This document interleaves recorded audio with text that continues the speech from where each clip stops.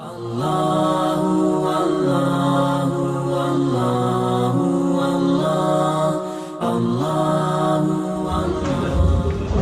Subhanahu wa taala yang memberi keizinan kepada kita dapat kita untuk melalui bukti setelah sampai setahun.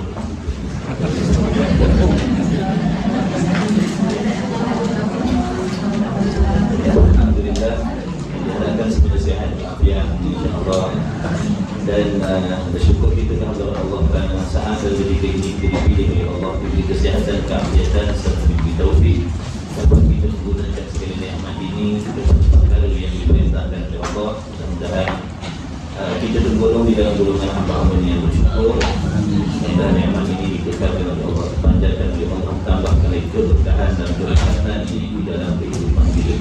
InsyaAllah sama-sama kita menghadirkan niat yang baik, niat yang ikhlas di dalam majlis ilmu kita pada pagi ini, serta berusaha menjaga adab-adab kita zahir dan batin. Mudah-mudahan kita mendapat keberkatan insya-Allah. Amin ya rabbal alamin.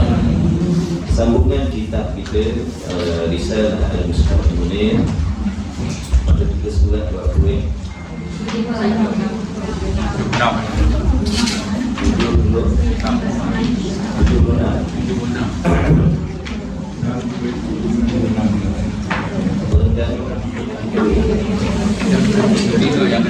Yang ketiga ni, sebelum tu nak tanya siapa di belakang ni selama kita tak kenal.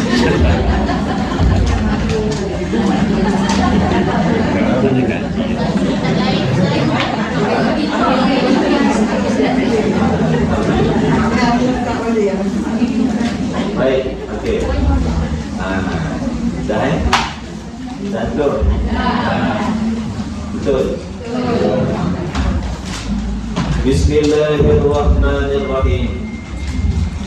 Qala Syekhul Musannif rahimahullahu ta'ala wa nafa'ana wa iyyakum bi ulumihi fid dharain amin ya rabbal alamin. Yang ketiganya, tiba-tiba dia yang ketiganya. Jadi awal ceritanya dulu kata Musannif, bermula segala sifat yang tersebut itu, yakni sifat 20 tu.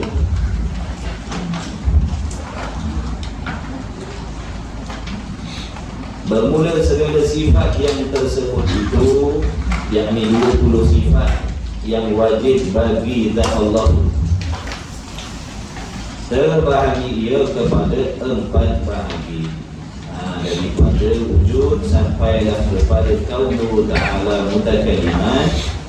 Jadi 20 sifat itu dibahagikan kepada 4 bahagian. Yang pertamanya dipanggil sifat nafsiyah. Sifat nafsiyah setelah mengenal itu, jadi kita nak bawa masa lama. Yang keduanya sifat salbiyah. Yang ketiganya sifat sifat ma'ani. Hari ini nak masuk kepada perbicaraan sifat ma'ani. Jadi harapnya kita ingat dari apa yang dimaksudkan dengan sifat nafsiyah, sifat salbiyah. InsyaAllah ada rezeki nanti kita mengambil. Yang ketiganya daripada 4 dipanggil sifat ma'ani. Sifat ma'ani. Apa sifat ma'ani? Erti ma'ani ataupun sifat ma'ani, sifat yang bangsa ada di zat. Sifat yang bangsa ada di zat. Yakni nak bagi tahu sifat-sifat ma'ani ni adalah merupakan sifat yang dirinya wujud. Diri sifat tu wujud. Diri sifat tu ada. Diri sifat ma'ani tu jenis ada.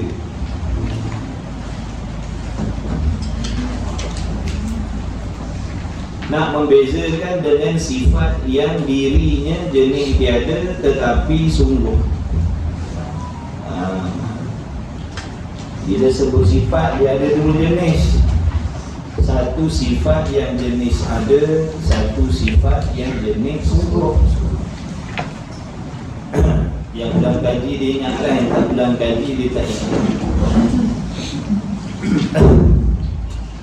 Sifat yang jenis ada lain, sifat yang jenis sungguh lain. Bila ngaji tauhid ni kita kena fikir benda macam tu. Tak ngaji tak kena nak fikir. Asalkan kita kata sifat-sifat adalah putih, biru, nipis, panjang, pendek, itu sifat. Bila ngaji sifat 20 ni dia kena bahasakan juga benda tu. Jadi sifat yang pertama jenis ada, sifat yang kedua jenis sungguh. Kita berbalik-balik kepada contoh kita yang biasa kita bagi.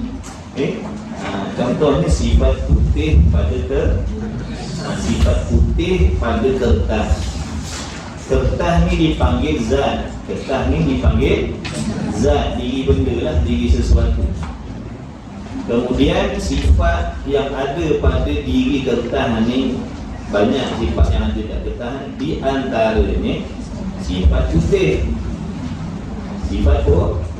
Sifat putih. Sifat putih benda lain, diri kertas benda lain. Baik. Jadi sifat kertas kita ni putih. Sifat dia putih. Diri putih tu. Diri putih yang nak dibahaskan sekarang ni, diri putih tu, bukan diri kertas. Diri putih tu. Jadi sifat putih ataupun diri putih ni adalah sesuatu sifat yang ada, jenis ada. Sebab tu saya nak tanya tuan-tuan, puan-puan, hadirin hadirat, haji hajah dan sebagainya. Jadi warna putih itu ada ke tidak? Jadi pun tengok, kertas tu jangan tengok saya tak putih. Tengok kertas. Jadi putih itu ada ke tidak? Nampak tak putih? Nampak. Tengok putih pula. Ada yang tengok saya lagi. Saya tu tengok putih. Tengok putih, tengok kertas. Jadi nampak tak warna putih? Nampak. Bila sesuatu itu boleh dikesan oleh panca indera kita, penglihatan ataupun pendengaran ataupun penghidu ataupun penyentuh ataupun perasa, menunjukkan sesuatu itu mawjud, diri dia ada. Ingat tu, tiap-tiap sesuatu yang boleh dikesan oleh panca indera, penglihatan, pendengaran, penghidu, perasa dengan lidah kita, menyentuh dengan tangan kita, contoh. Kita sentuh cerek panas, kita sentuh air batu rasa sejuk. Kita buka minyak wangi baru harum, kita ambil garam letak di lidah rasa masih. Lepas tu dengar suara telinga kita ni boleh mengesan bunyi-bunyi. Jadi apa sahaja yang boleh dikesan oleh panca indera kita menunjukkan perkara itu mawjud. Benda tu ada. Tak semestinya benda yang ada kita boleh tengok. Ada jenis benda yang ada tapi tak boleh tengok dengan mata, tapi boleh kesan dengan telinga. Ada jenis benda ada tak boleh kesan dengan telinga tapi boleh kesan dengan lidah. Rasa contoh. Sifat masin, kita ambil garam letakkan lidah kita, rasa masin. Nampak tak masin tu? Nampak. Boleh dengar tak masin? Boleh hidu tak masin? Tapi boleh rasa. Jadi menunjukkan diri sifat masin itu mawjud, benda ada. Jadi sekarang ni putih. Jadi putih ni boleh dikesan dengan dari penglihatan. Kita boleh tengok putih ataupun hitam ataupun biru dan sebagainya. Warna-warna ni boleh dikesan oleh panca indera penglihatan kita, menunjukkan sifat putih ataupun warna-warna ni tadi adalah perkara yang mawjud. Benda ada. Sebab tu boleh tengok. Faham tak cakap situ?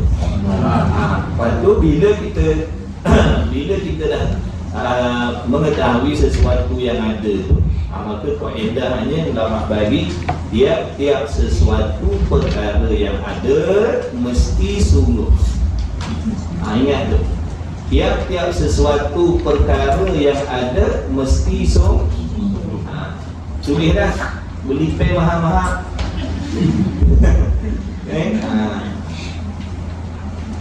Tiap-tiap benda ada mesti sungguh. Biarlah tulisan kita tak yang sebut, tapi itulah yang mengingatkan kita. Seburuk-buruk tulisan, sekuat-kuat ingat, sekuat-kuat ingatan. Biarlah kawan kita sebelah belik tengok kita tulis macam tulisan Korea, tak berasakan kita faham. Kita balik rumah ulang kaji tengok balik tulisan cakap yang kita tu boleh ingat. Tak apa. Nak tunggu tulisan boleh jadi tulisan khat baru nak catat. Balik awal lah macam tu. Okey, baik. Tiap-tiap benda ada mesti jadi dah faham tak? Contoh sifat yang ada lagi pula okey, sekarang ni kita nak buat contoh satu sifat lagi. Yang mana diri sifat ni tiada. Jadi di kertas kita ni selain daripada warna putih, dia bersifat dengan nipis. Kita tengok kertas kita tu. Tengok kertas kita. Dia bersifat nipis. Okey. Jadi soalan yang tanya dulu, betul tak kertas nipis ni? Tengok, nampak tak nipis? Siapa kata nampak dia jatuh tangan? Siapa kata nampak dia jatuh tangan? Ramai kata nampak ni. Siapa yang boleh nampak nipis ni dia jatuh tangan?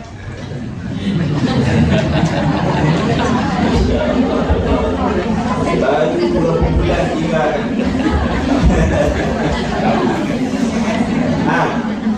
Dan ni semua ni tak main-main. Ni semua ni maknanya siapa boleh nampak nipis tu, cuba angkat tangan. Jujurlah. Salah tak apa. Salah tak apa. Kita kan belajar. Kita nak menguji dah, nak tengok kefahaman tu. Kalau tak, macam itu nak dengarkan. Nampak? Siapa nampak angkat tangan? Berani? Apa ni tak berani? Asal 2023. Semua-semua ni ngaji kena faham tuan-tuan. Kalau tak faham macam mana kita nak amalkan? Jadi kita kena guna macam-macam teknik lah. Contoh nak bagi faham, usaha orang bagi. Yang bagi faham tu Allah. Okey lah. Tuan-tuan jawab betul lah. Jadi tak nampak. Betul? Ya ke? Betul. Dengar kawan kata tak nampak, dia tak nampak dah. Tak nak macam tu. Okey, jadi sifat nipis ni kita tak boleh nampak dia. Kita tengok, nampak tak? Okey, maknanya kita kesan dengan panca indera kita satu-satu. Kita nak cek ada ke tidak nipis ni. Kita bagi puas hati, cek satu-satu. Okey, mula-mula kita kesan dengan penglihatan dulu. Tengok kertas tu. Itu yang tengok saya. Tengok kertas. Tengok kertas. Okey, tengok kertas. Yang puan-puan nampak ni kertas ke nipis? Kertas. Jadi nampak tak nipis? Nampak. Okey, satu tolak dah, penglihatan tak boleh. Boleh jadi dengan pendengaran, boleh jadi boleh kesan terdengar. Terdengar nipis tak dengar. Tak dengar nipis, maknanya tak ada kesan dengan pendengaran. Maknanya tak ada tu. Kemudian cuba kita sentuh, pegang tengok. Cuba pegang nipis. Rasa macam ya tu, dia pegang tu. Dia nak pegang. Pasal nak pergi mana pegang, tak nak pegang ni. Cubalah pegang. Belajar ni. Seronok belajar, tak payah bosan-bosan yang kita tauhid. Jadi pegang, yang kita pegang, yang kita sentuh ni kertas. Bukan kita sentuh nipis je. Jadi nak pegang pun tak boleh. Hidup pun tak boleh. Rasa dengan lidah pokok ada pokok nipis ni ada rasa ni, masin ke masam ke pun tak ada. Jadi bila dah dikesan dengan 5 panca indera ni, semuanya tak dapat nak mengesan yang namanya nipis. Jadi dapat jawapan menunjukkan yang nipis ni adalah sesuatu sifat yang jenis dia tak ada. Nipis ni jenis dia ada, tetapi dia jenis sifat yang hanya difaham pada akal fikiran. Bila kita sebut nipis, faham, akal kita faham. Ini yang dikatakan maujud pada zihir. Maujud pada zihir ni makna ada dalam kepala. Mudah. Maujud pada zihir makna ada dalam kepala, ada dalam kefahaman.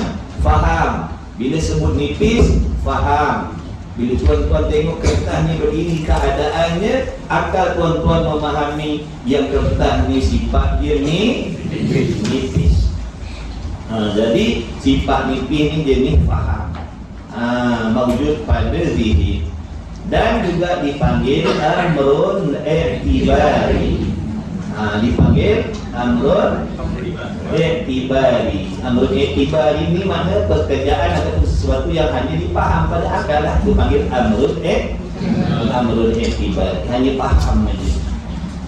Nak tengok tak nampak, nak dengar tak boleh, nak hidup tak dapat, nak sentuh tak boleh, sebab dia tak ada.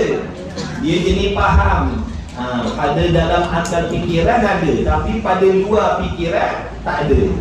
Luar fikiran tak ada, dia hanya ada dalam fikiran, dalam kefahaman saja ada. Tak sama macam putih tadi, tak sama macam sifat putih tadi. Tuan-tuan bila tutup mata saya kata kertas tu warna putih, tuan-tuan faham tak? Faham. Tapi kemudian bila tuan-tuan celikkan mata boleh nampak pula putih. Jadi sifat putih itu maujud pada zihir dan maujud pada kharij. Maknanya pada dalam fikiran pun ada, faham, bila buka mata boleh tengok, sebab jenis sifat yang ada. Dia tak sama pula berlainan dengan sifat nipis tadi. Bila kita sebut ada tak nipis, nak tengok tak nampak, nak pegang tak boleh. Jadi tuan-tuan tak boleh tengok, tak boleh nampak, tak boleh pegang, tak boleh sentuh, menunjukkan sifat putih, sifat nipis itu tiada. Tetapi kalau sebut kertas itu nipis, akal kita faham. Okey. Itulah perbezaan di antara sifat yang jenis ada dan sifat yang jenis sebut. Kan kita tengok tu baru kita nilai dia sebab ke atau nipis. Jadi baca indera mata masih digunakan untuk walaupun otak kita mengatakan itu nipis atau sebab, tapi daripada penglihatan tu lah kita dapat.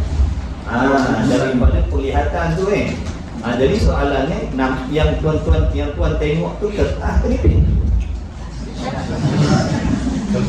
Jadi soalannya suruh tengok tadi, yang saya suruh tengok tadi nipis, bukan suruh tengok kertas.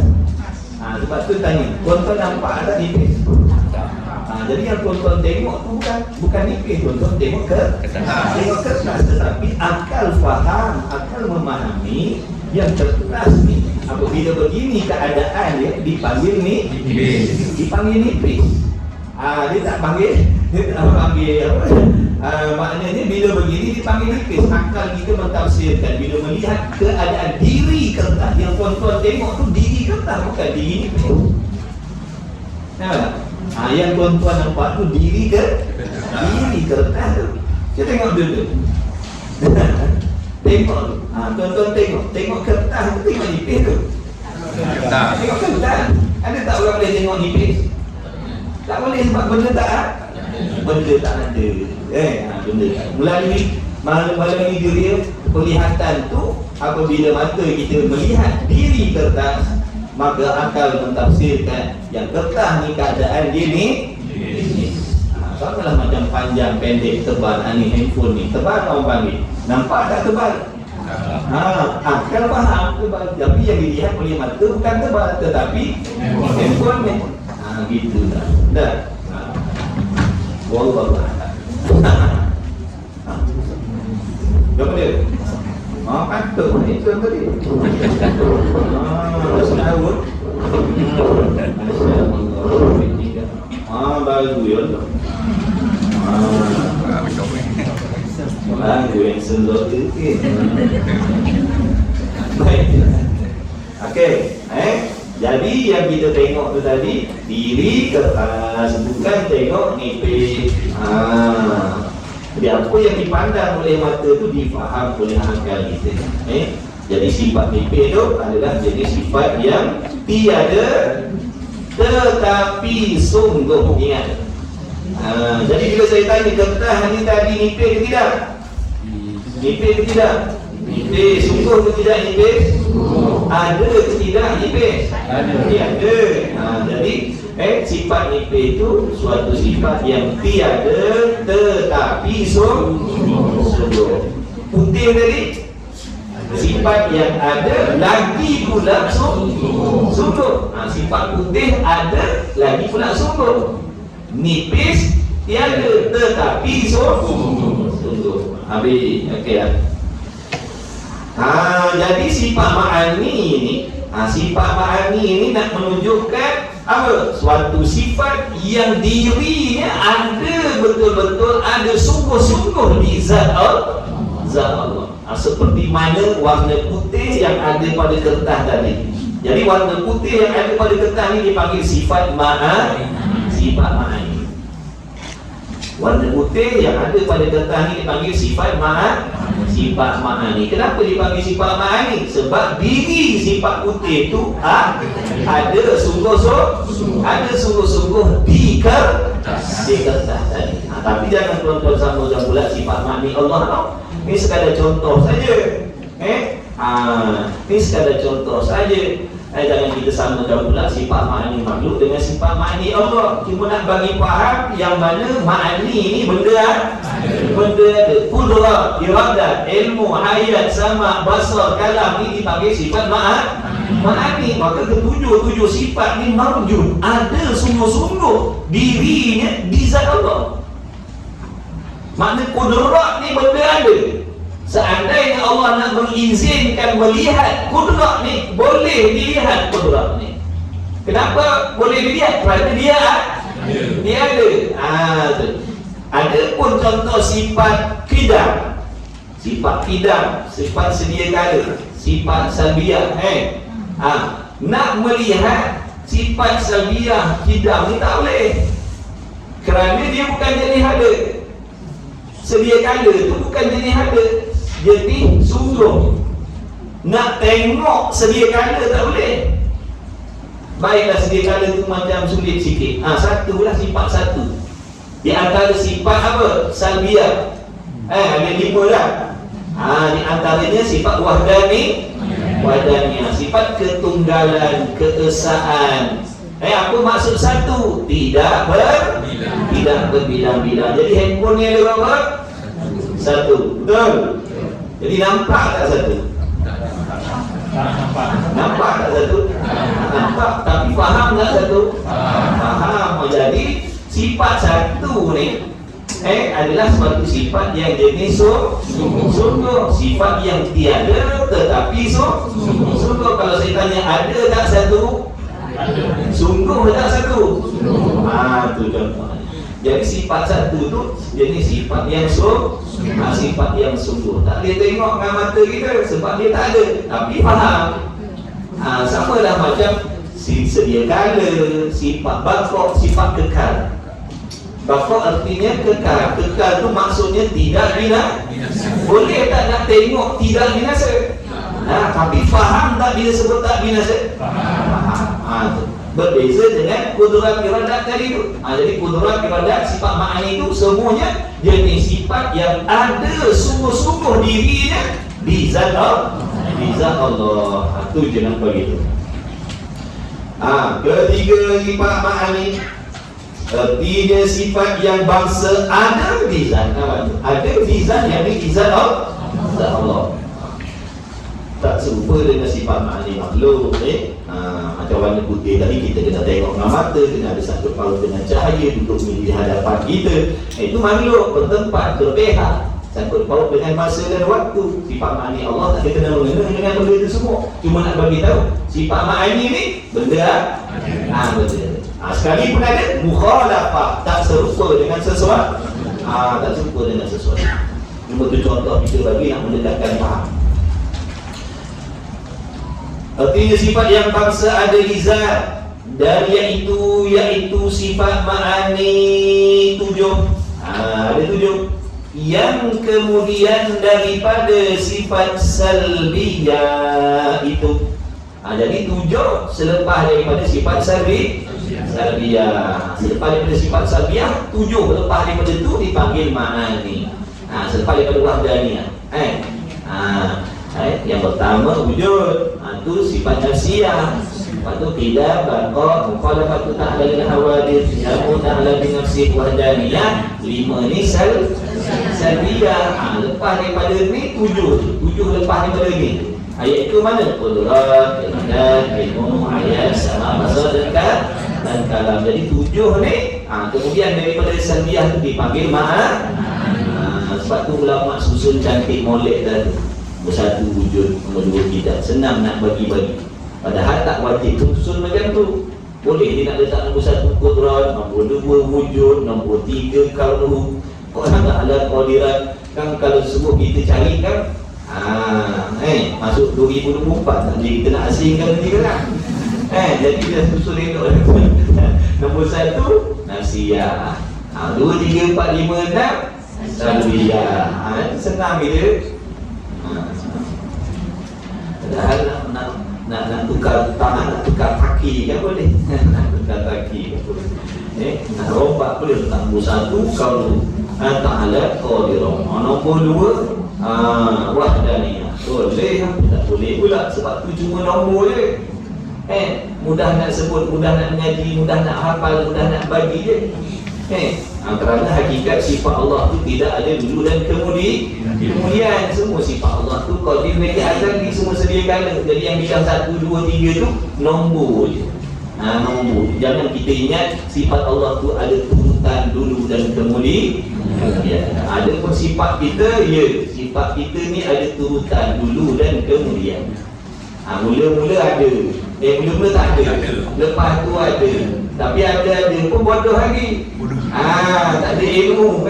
Kemudian baru Allah bagi baru ada ilmu. Kemudian baru Allah dah bagi sifat pelihat, pendengar. Sebelum ni pekak, tuli, bisu, dan sebagainya. Kemudian katanya Musani lagi. Allahumma salli ala sayyidina Muhammad. Dan iaitu 7 yang kemudian daripada salbiyah. Sifat salbiyah, jangan lupa sifat salbiyah. Sifat-sifat yang kita tidak boleh mengerti maksudnya, melainkan dengan menafikan perkara yang tidak layak dengan Allah. Ulang balik. Sifat salbiyah bermaksud sifat-sifat yang kita tidak boleh memahami maksudnya, kecuali ataupun melainkan dengan menafikan perkara yang tidak layak dengan Allah. Bila menafikan perkara yang tak layak dengan Allah, baru boleh faham maksud-maksud sifat salbiyah. Contohnya apa? Qidam terjemah Melayu sedia kala. Sedia kala tu maksudnya apa? Tidak ada tiada permulaan. Maknanya menafikan permulaan, menolak, menidakkan permulaan. Baru kita faham maksud sedia kala bukan maksud dah lama ada. Sedia kala bukan maksud dah lama ada. Dah lama ada tu bukan sifat Allah. Tiada permulaan tu sifat Allah yang dikenali dengan sedia kala. Bukan sedia kala dengan makna dah lama ada. Dah lama ada tu boleh kita gunakan pada alam ni. Alam ni boleh kita kata alam dah lama ada. Tak apa, makhluk satu paut dengan masa. Sebelum kita kata dah lama ada, sebelum beratus-ribu juta tahun tu asalnya tiada. Tapi bila dah memakan masa yang panjang, kita kata dah lama ada, berjuta-juta tahun ada, kita kata dah lama ada. Tapi asalnya tiada. Itu orang panggil sifat sedia yang kita guna pada makhluk. Ada pun sifat sedia yang dimaksudkan pada Allah, sifat yang wajib ada pada Allah, sedia Allah dengan makna tidak ada permulaan ataupun tidak baharu. Nampak menafikan, tidak menafikan perkara yang tak layak dengan Allah, baru faham. Kalau sedia kala kita terjemah dengan sedia kala itu maknanya sedia kala. Sedia kala itu sedia kala lah. Sedia kala. Apa bendanya? Sedia kala lah. Faham ke? Kalau faham tak tahulah juga. Sedia kala tu maknanya sedia kala. Kalau tuan-tuan boleh faham dia tak tahu. Sedia kala tu sedia kala, Allah tu sedia kala. Sedia kala. Apa dia sedia kala? Apa sedia kala? Ialah apa benda ni? Dia sedia kala. Sedia kala, tekan lagi. Sedia kala ni dah lama ada. Baru tahu bukunya tak faham. Bukunya salah faham. Sedia kala tak dia faham. Tekan lagi. Sedia kala ni dah lama ada. Oh salah lah kalau dah lama ada. Sedia kala Allah dengan mana? Tidak ada ada permulaan. Nampak tak beza tadi? Kemudian lepas kita apa? Bapa maknanya kekal. Bapa ertinya kekal. Terjemah Melayu ertinya kekal. Maksud kekal Allah apa? Dah lama ada dah. Atau lama lagi ada. Gitu pula. Kekal Allah ni dengan makna kekal. Ialah kekal macam mana? Kekal. Ialah macam mana kekal? Lama lagi ada. Salah lah kalau lama lagi ada.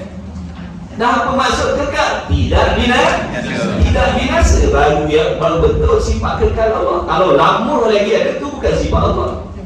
Lama lagi ada tu boleh kita guna pada syurga. Syurga tu lama lagi, tak tahu sampai bila-bila lah tempat kita punya alam.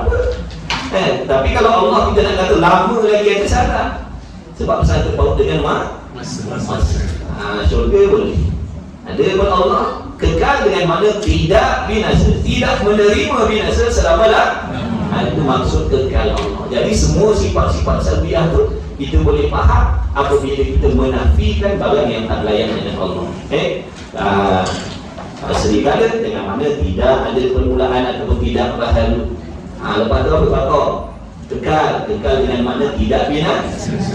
Lepas bakar Mukhalafah kalau terjemah Melayu dia kata bersalahan Allah dengan segala sesuatu yang baharu. Apa maksud bersalahan? Tidak serupa. Menafikan serupa. Tidak tu makna menafikan serupa tu mustahil. Maka nafikan tidak serupa. Tidak serupa dengan segala sesuatu. Lepas mukhalafah apa? Saya tak faham. Hakiam binafsi, terjemah Melayu, berdiri dengan sendiri. Apa maksud berdiri dengan sendiri? Tidak berkehendak atau tidak berkehendak, tidak berhajat. Lagi wahdaniyah maknanya ketunggalan keesaan. Apa maksudnya? Tidak berbilang-bilang. Rasa tak dari daripada awal tadi tidak. Itu yang dimaksudkan dengan nafi. Menafikan barang yang tak layak dengan Allah baru faham. Kemudian ini sifat ma'ani kita nak cerita ni, iaitu mana? Qudrat artinya apa? Sifat berkuasa. Apa ta'alluq secara umum sifat qudrat ni? Ta'alluq dia apa? Apa maksud ta'alluq? Peranan sifat. Ta'alluq makna peranan sifat ataupun tugasan sifat. Tulis.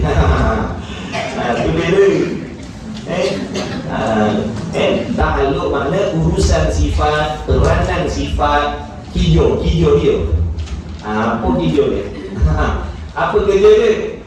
Sifat qudrat ni apa tugas dia? Tugas tu panggil ta'alluq. Kalau kita ngaji ta'alluq. Apa ta'alluq? Entahlah. Kena faham ta'alluq tu apa? Makna Melayunya ta'alluq ni urusan sifat, kerja sifat. Apa kerja qudrat? Apa tugas sifat qudrat? Mengadakan sesuatu atau meniadakan sesuatu perkara mungkin. Itu tugas dia. Mengubah mungkin. Yang tiada diadakan, yang ada ditiadakan, itu peranan qudrat. Ada pun perkara yang wajib tidak diubah. Perkara yang wajib tidak boleh diubah. Begitulah juga perkara yang mustahil. Kan kita dah belajar hukum akal ada 3, wajib, mustahil dan harus. Wajib bermaksud perkara yang mesti ada ataupun sesuatu yang mesti ada. Tidak boleh berubah menjadi tiada. Itu perkara wajib.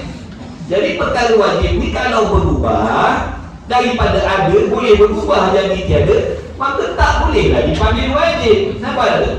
Bila sebut wajib ni faham tuan. Bila sebut perkara yang wajib, maka perkara yang tak boleh berubah menjadi tiada.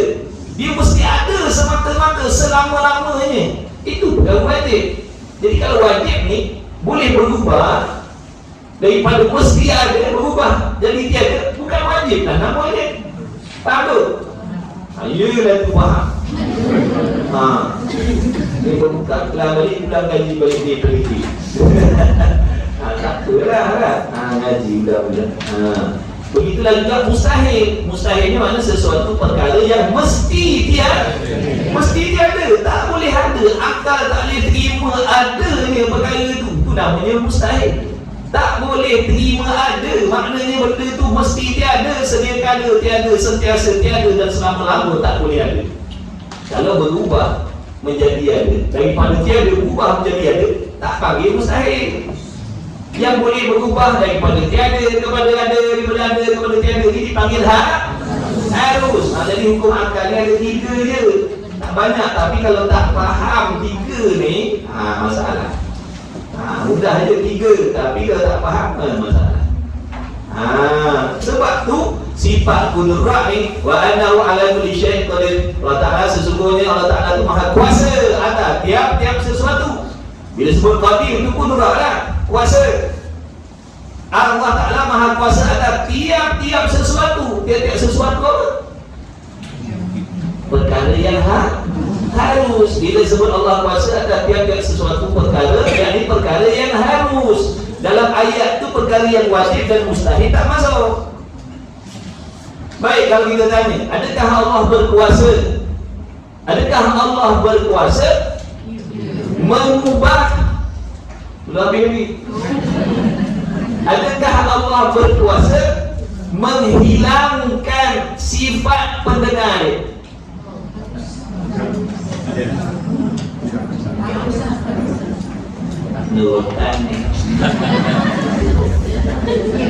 Adakah Allah berkuasa menghilangkan sifat pendengar? Nak jawab macam mana kalau tak mengaji? Yang kata tak payah ngaji tauhid ni, tak ada faedah ngaji, benda sama je. Dia jawab. Adakah setan satu hari kita duduk kat tepi tangga kita tengok setan pun datang. Dia datang dibisikkan. Dia kata Allah tu kuasa tak ni kalau dia nak buang dia punya sifat pendengar dia. Dia bisik dalam hati. Kita nak tolaknya. Nak jawab macam mana? Jangan tidur.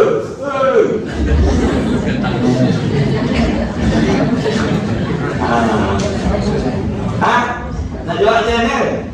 Yang kita fahamnya Allah kuasa, makna kuasa ni boleh buat apa saja lah. Jadi soalannya, setan tu duk bisik dalam hati kita, dia tanya, adakah Allah kuasa menghilangkan sifat pendengar dia? Tak apalah, belajar. Kalau kita jawab kuasa, yang saya tanya tadi apa sifat sifat pendengar Allah. Baik, sifat pendengar Allah ni wajib ke mustahil ke harus? Wajib. Apa maksud wajib tadi? Mesti ada. Jadi kalau kita jawab kuasa, Allah kuasa menghilangkan sifat pendengar dia, maksudnya sifat pendengar Allah bukanlah wajib. Nampak tak tu? Bukan wajib lah kalau boleh hilang. Lagi pula berubahlah hakikat perkara wajib. Maksudnya sifat pendengar Allah bukan wajib lah. Dah boleh hilang, dah boleh dibinasakan. Nampak tak? Sebab tu bukan urusan kudrat bertakluk kepada perkara wajib. Bukan. Tu jawab dia. Bukan peranan kudrat nak takluk kepada perkara wajib. Kenapa? Kerana kalau kudrat bertakluk kepada perkara wajib, maka berubahlah hakikat. Tak boleh panggil wajib lah kalau sifat pendengar Allah tu boleh hilang, boleh binasa, boleh musnah. Jadi jangan jawab Allah kuasa. Adakah Allah kuasa menghilangkan sifat pendengarnya? Jangan jawab kuasa. Kalau jawab kuasa, maknanya sifat pendengar Allah boleh hilang. Mana pula sifat pendengar Allah itu wajib kan? Kan tadi maksud wajib ni perkara yang mesti lah. Dia tak boleh berubah menjadi dia. Dan soalan lagi syaitan bisik dia juga gitu. Bisik lagi. Dia kata, adakah Allah kuasa menjadikan anak ni? Adakah Allah kuasa menjadikan anak ni? Ini jawab cara belum belajar lah, jangan jawab cara dah belajar. Jawab cara dah belajar memang dah betul. Jawab cara belum belajar. Dulu kan, dia dulu kita aku ilmu tauhid ni, tak payah belajar. Aku bukan orang kafir nak belajar tauhid aku syahadah. Buat apa nak belajar sifat-sifat 20 ni? Aku bukan tak tahu Tuhan. Baik, syaitan pun bisik dalam hati kita. Syaitan pun tanya, adakah Allah kuasa membuat anak ni? Kita nak belajar kan? Kalau jawab kuasa membawa kepada anak Tuhan boleh jadi ya.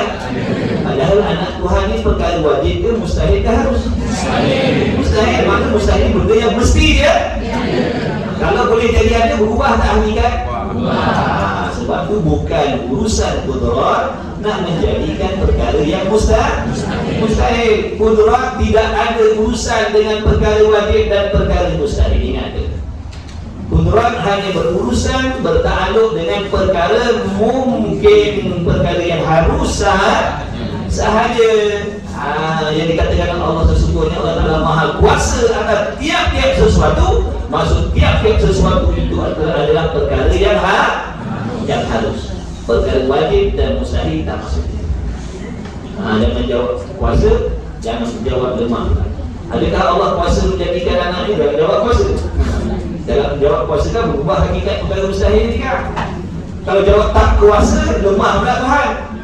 Jawab bukan urusan kudrat, bertakluk kepada perkara mustahil. Habis dah. Jadi kita tak beza dengan belajar tak belajar. Itu penting belajar ilmu ni. Satu tempat kalau tak belajar sifat 20 ni aman. Bila tak ada gangguan, tak ada bisikan, aman. Tapi bila datang bisikan macam ni, masalah nak tolak macam mana? Adakah setan nafsu ni tak ada datang bisik dalam hati kita? Mustahil. Nampak tak? Kalau tak ada, tak apa. Tapi masalah ni dia akan datang bisik. Kita nak tolak. Macam mana nak tolak ni dengan ilmu, dengan kefahaman?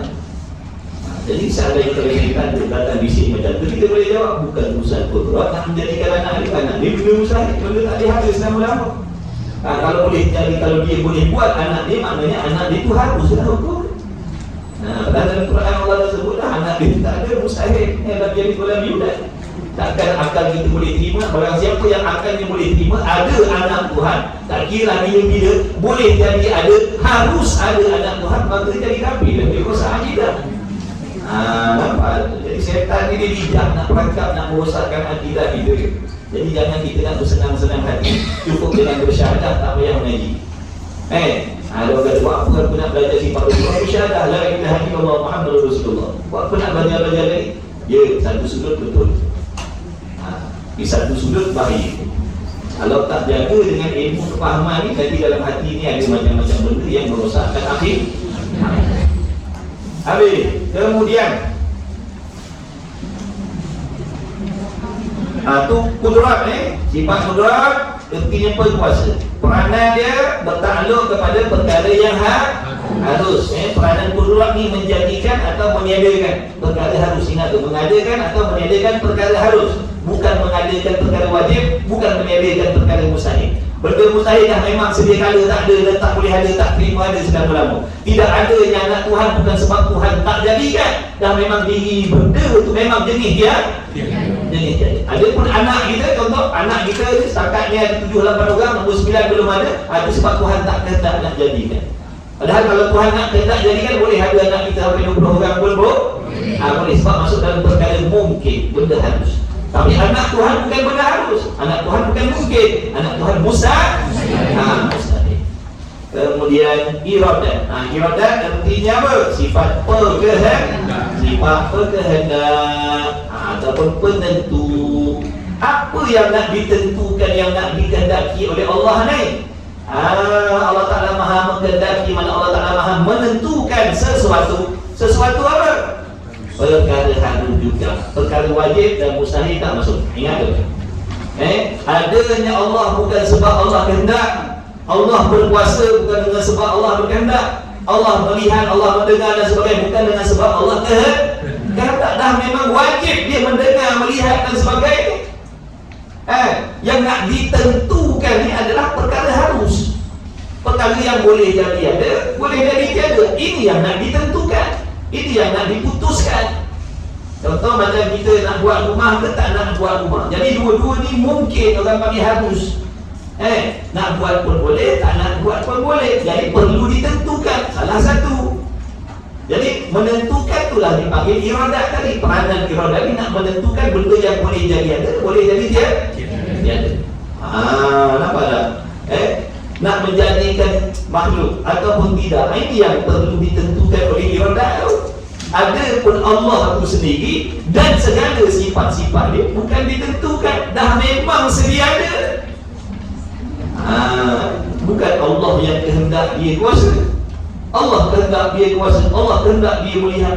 Bukan Allah kehendak, dah memang wajib dah benda tu. Apa maksud wajib? Perkara yang mesti ada sedia ada, bukan ditentukan oleh Allah.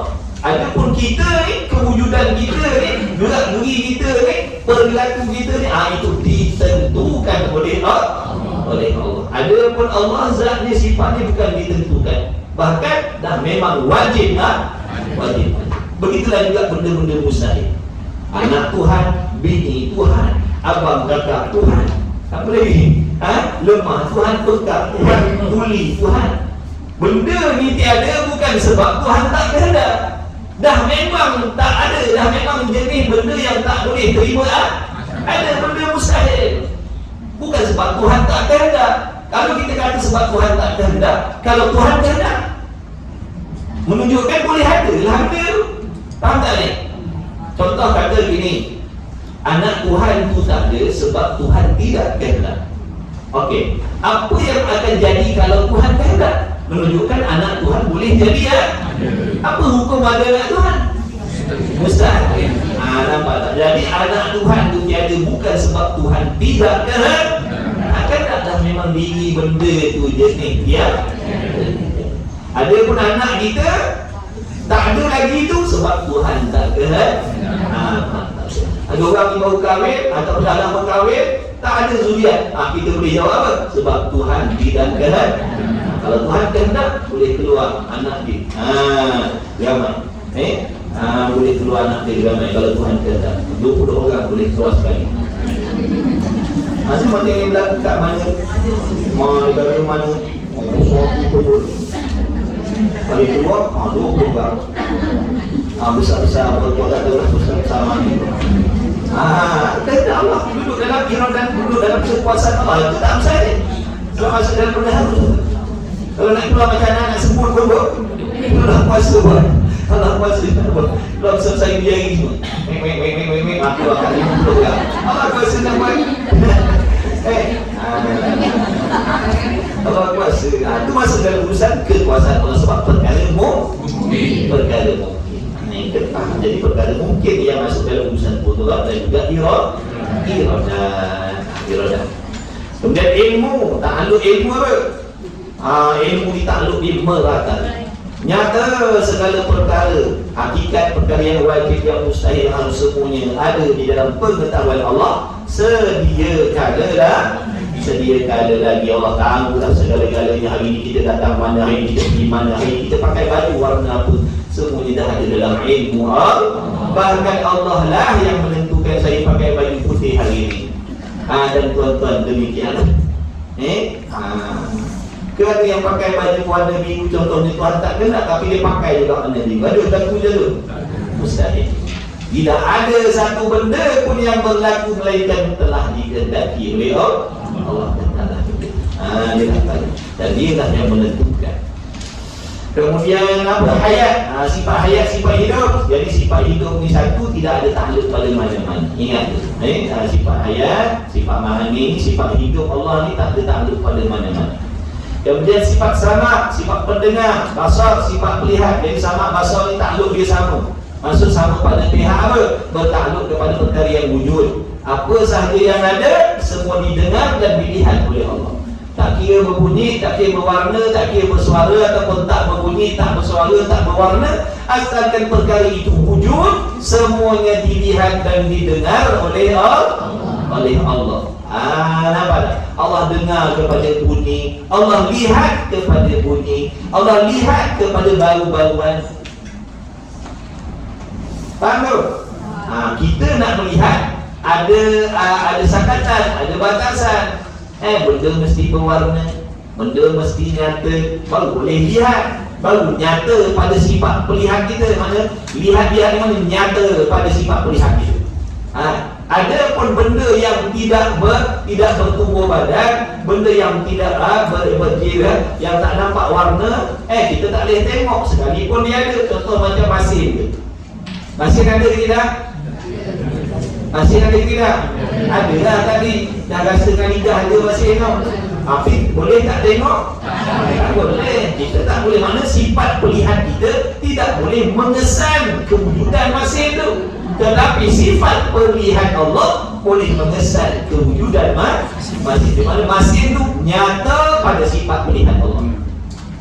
Jangan main-main. Waktu kata maha mendengar, maha melihat, apa sahaja yang ada semua didengar, semua dilihat. Tak kira berwarna, tak berwarna, tak kira berbunyi, tak berbunyi. Warna, putih, ada tak putih? Ada. Allah lihat kepada putih, Allah dengar pada putih. Putih ni didengar oleh Allah, putih ni dilihat oleh Allah. Dengan makna nyata warna putih ni pada sifat pelihat dan pendengar Allah. Nyata. Macam mana? Wallahualam. Hebat Allah Ta'ala. Ini jadi maha mendengar, maha melihat. Ini tiap-tiap sesuatu yang ada dilihat, didengar oleh Allah. Baik. Nipih tadi Okey, nipih ni soalan kepahaman. Belum kelar ditamatkan. Jadi, akhir soalan, adakah Allah melihat kepada nipis? Jawabnya salah kan? Adakah Allah melihat nipis? Jawabnya?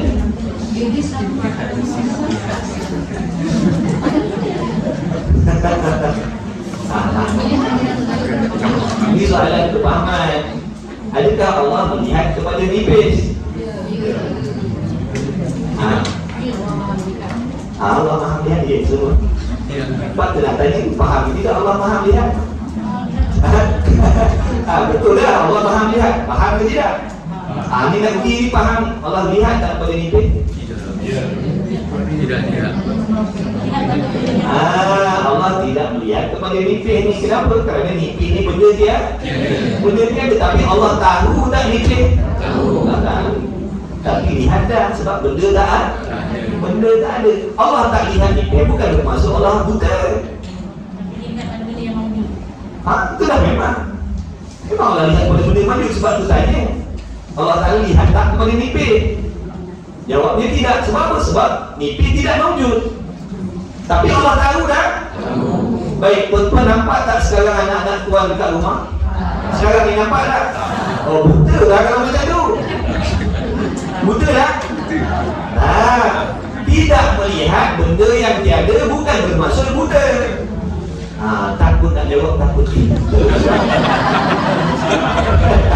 kan? Dia jadi macam tu. Kamu nak jawab tak nampak ni. Buta dah tuan kalau ni. Itu tadi ujian kepahaman. Allah tidak melihat kepada sesuatu yang tiada bukan bermaksud Allah buta.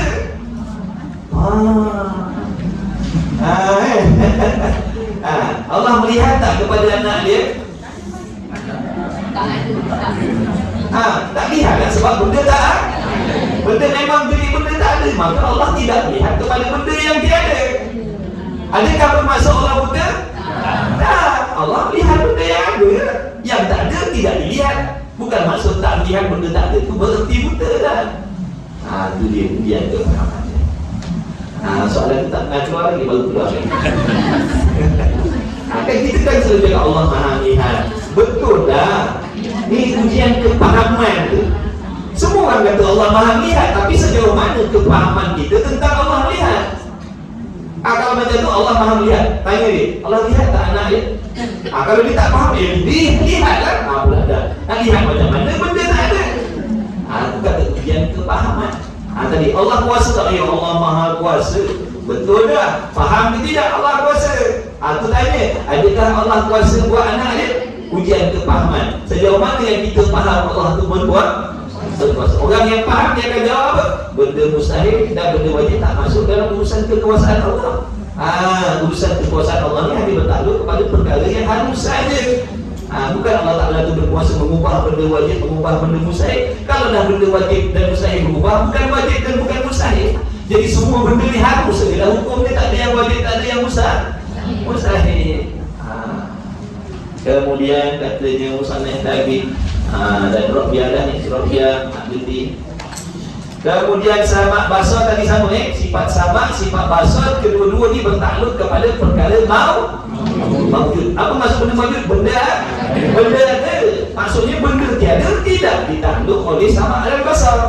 Benda tak ada tidak ditakluk oleh sahabat basar. Bukan bermaksud bila Allah tak dengar benda tiada, Allah tak lihat benda tiada, bermaksud Allah buta dan Allah bukan. Allah dengar tak kepada nipis? Allah dengar tak nipis?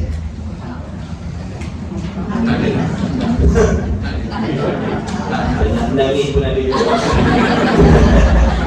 Allah dengar tak nipis? Nipis pun ada ke tidak? Tak ada, nipis tak ada.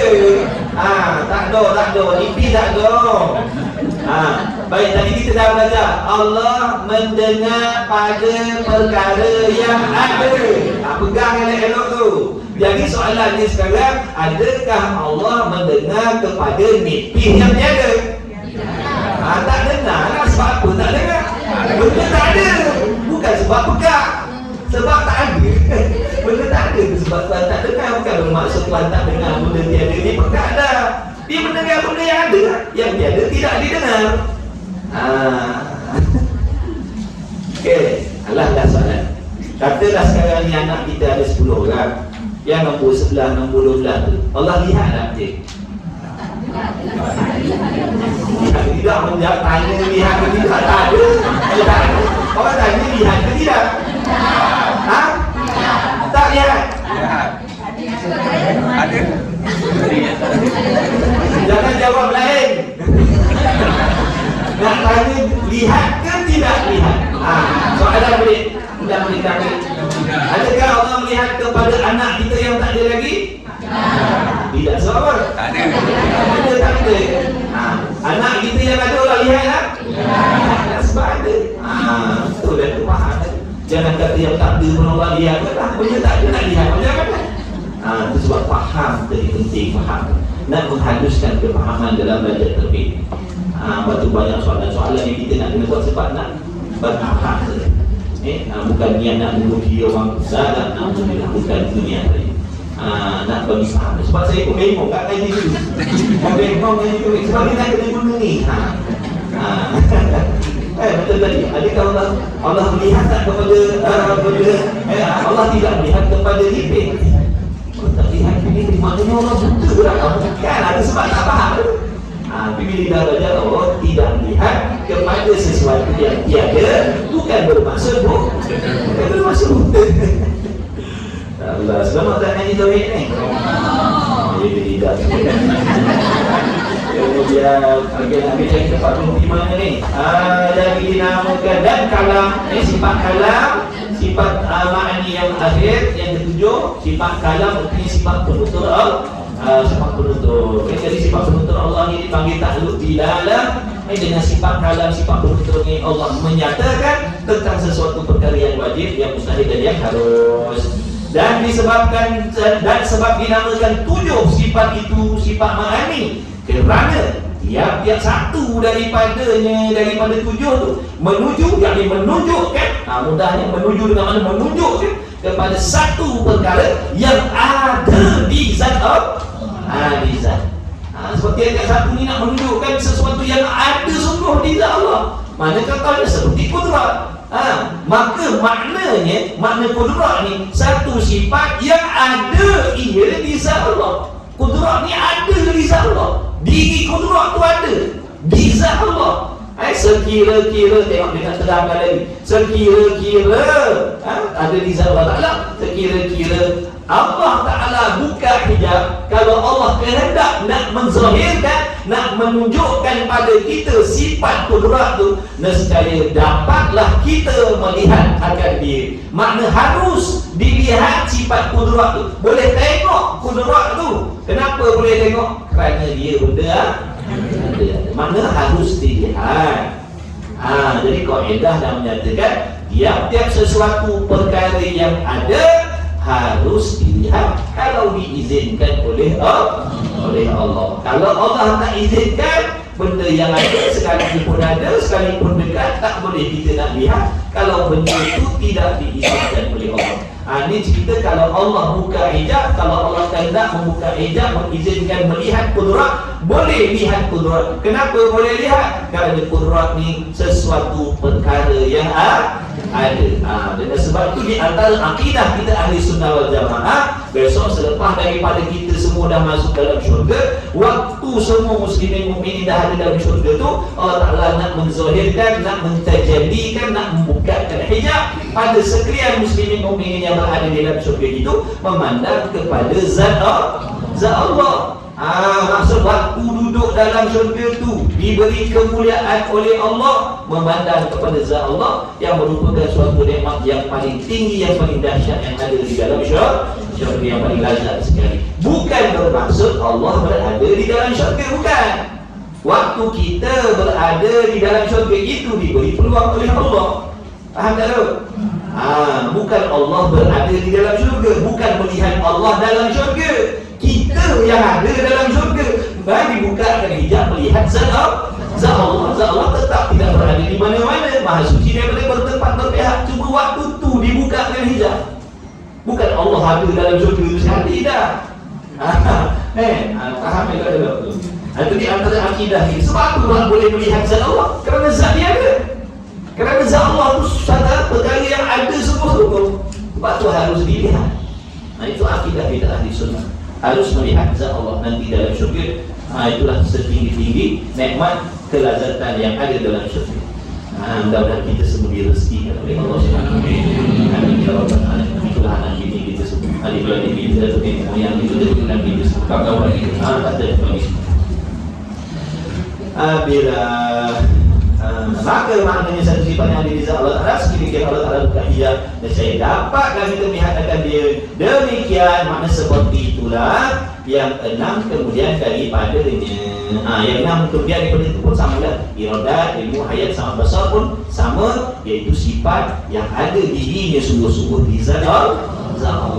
Itulah sifat makna ni. Sifat makna iaitu sifat yang ada sungguh-sungguh. Jadi sifat salbiyah lain, sifat makna ni lain, maknawiyah lain, nafsiyah. Wallahu subhanahu wa ta'ala a'lam wa ilmuhu wa la tajadilah. Sikit-sikit lah. Jadi tak terang, tak kata, tak kira. Saya minta maaf banyak-banyak.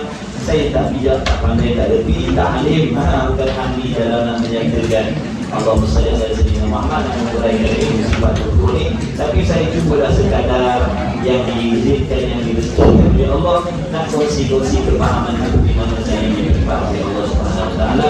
Mudah-mudahan bermanfaat untuk semua. Mudah-mudahan juga menjadi minggu pada hari ini. Kita doa kepada Allah, semoga sekalian dilimpahkan oleh Allah, diberi kesehatan, keafiatan oleh Allah, dimurahkan rezeki yang halal yang luas, dibersihkan anak-anak yang soleh, yang soleh, keturunan yang soleh, yang soleh yang bertakwa, dimudahkan segala urusan dunia dan akhirat, dikumpulkan segala doa dan hajat-hajat yang surat yang tersirat. Mudah-mudahan keluarga kita, keluarga kita, anak bini kita, keturunan kita daripada fitnah akhir zaman yang dapat perkara yang boleh merosakkan akidah dan boleh merosakkan agama. Mudah-mudahan Allah terus memilih kita berada di dalam menjaga ilmu fitnah juga rakan-rakan kita yang lain, sahabat andai kita, saudara mara kita, mudah-mudahan dipilih oleh Allah menjadi penuntut ilmu. Insyaallah ya rabbal alamin. Bismillahirrahmanirrahim. Alhamdulillahirabbil alamin wassalatu wassalamu ala Rasulillah wa ala alihi. Allahumma rabbana fa'na bima 'allamtana rabbana 'allimna alladhi yanfa'una rabbana faqih ahlana wa qarabat lana fi dinina ma ahli al-qudri wa sallallahu ala sayyidina Muhammad wa ala alihi wa sahbihi wa sallam. Alhamdulillahirabbil alamin. Alhamdulillah.